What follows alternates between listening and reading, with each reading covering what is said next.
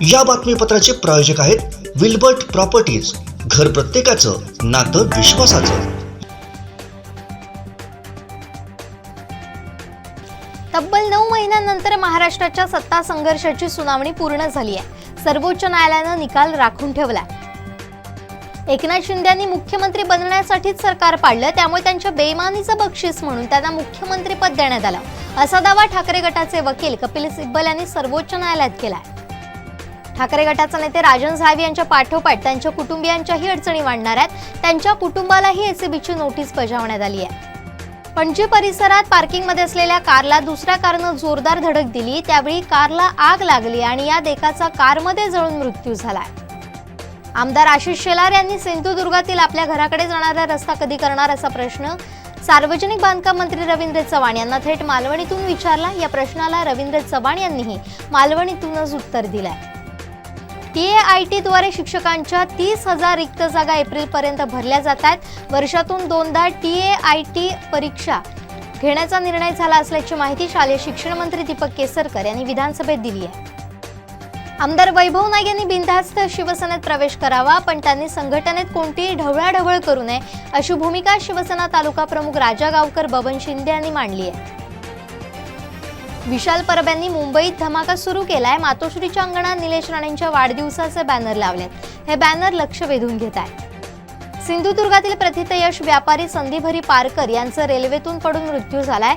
संदीप पारकर हे चिंदरमधील भगवती मंगल कार्यालय आणि पारकर टी हाऊसचे मालक होते।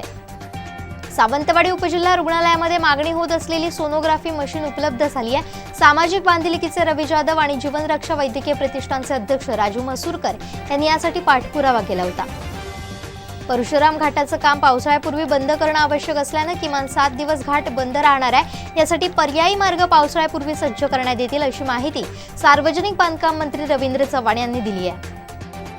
राष्ट्रवादी पक्ष मी सोडायला नको होता हे मी आजही मान्य करतो, पण माझ्यामध्ये पक्षांतर करणं हे कदापि चांगलं नाही, पण कधी कधी आपण नियतीच्या पुढे हतबल असतो असं भास्कर जाधव यांनी मुलाखती दरम्यान म्हटलंय। पक्षात एकाच नेत्याला सर्वाधिकार असणं धोकादायक आहे, यामुळे पक्षात अभिव्यक्ती स्वातंत्र्य टिकत नाही आणि अनेकदा एकच कुटुंब पक्ष चालवतो असं विधान न्यायमूर्ती नरसिंह यांनी महाराष्ट्राचा सत्ता संघर्षाच्या सुनावणीवेळी केलं। अमृता फडणवीस यांच्या तक्रारीनुसार एका डिझायनर विरोधात गुन्हा दाखल करण्यात आलाय। अनिष्का नावाच्या महिलेनं अप्रत्यक्षरित्या त्यांना धमकावलंय। त्यांच्या विरोधात कट रचून 1 कोटींची लाच ऑफर केली। राज्य विधिमंडळातर्फे गतवर्षी 26 आणि 28 जूनला आयोजित केलेल्या आमदार प्रशिक्षण कार्यशाळेसाठी 24,96,500 रुपये खर्च झाल्याची माहिती समोर आली आहे। भारतीय हवामान विभागाच्या मुंबई प्रादेशिक विभागानं रायगड जिल्ह्याला 15 आणि 16 या दरम्यान 2 दिवसांसाठी पावसाचा येलो अलर्ट जारी केलाय। विधान भवनांच्या पायऱ्यांवर विरोधकांनी प्रतिकात्मक चूल बनवत गॅस दरवाढ शेतकऱ्यांना मदत मिळावी तसेच बजेट म्हणजे फसवणूक अशा घोषणा देत निदर्शनं केली। अल्पवयीन मुलाचे शारीरिक शोषण केल्याच्या आरोपाखाली मध्य प्रदेशातील इंदूर कोर्टाने एका मुलीला पॉस्को कायद्याअंतर्गत दोषी ठरवलंय। पहिल्यांदाच पॉस्को कायद्यानुसार एका युवतीला शिक्षा झाल्याची घटना आहे। अरुणाचल प्रदेशमध्ये लष्कराचं चित्ता हे हेलिकॉप्टर क्रॅश झालंय। बोमडिला पश्चिमेकडील मंडलाजवळ हा अपघात झाल्याचं सांगण्यात आलंय। सध्या शोध मोहीम सुरू आहे। ईडीने एक रिपोर्ट जारी केला। या रिपोर्टनुसार जेवढे निकाल लागले त्यात 96% आमदार खासदार दोषी आढळले।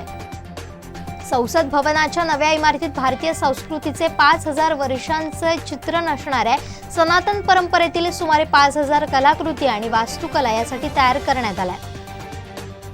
RBIचे गव्हर्नर शक्तिकांत दास यांना सेंट्रल बँकिंग या आंतरराष्ट्रीय प्रकाशनानं गव्हर्नर ऑफ द इयर पुरस्कारानं सन्मानित केलंय। रघुराम राजन यांच्यानंतर हा पुरस्कार मिळवणारे ते दुसरे भारतीय गव्हर्नर ठरले।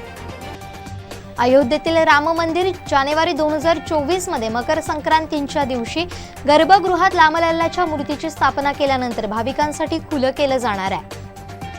अमेरिकेच्या कॅलिफोर्नियामध्ये जिममध्ये वर्कआउट करताना जोधा अकबर फेम अभिनेता अमन धालीवालवर एका अज्ञात व्यक्तीने चाकून हल्ला केला।